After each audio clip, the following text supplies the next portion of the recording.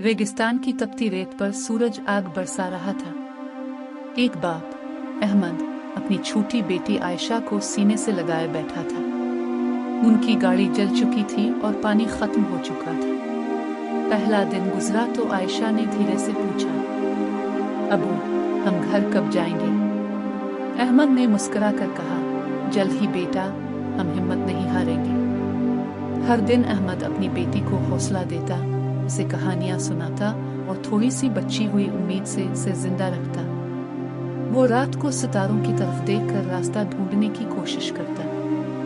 8वें दिन आयशा बहुत कमजोर हो गई। अहमद की आंखों में आंसू थे, मगर उसने हिम्मत न हारी। वो उसे उठाकर चलता रहा, यहाँ तक कि दूर एक गाड़ी नजर आई। ये मदद थी। कुछ ही देर में वो दोनों महफूज थे।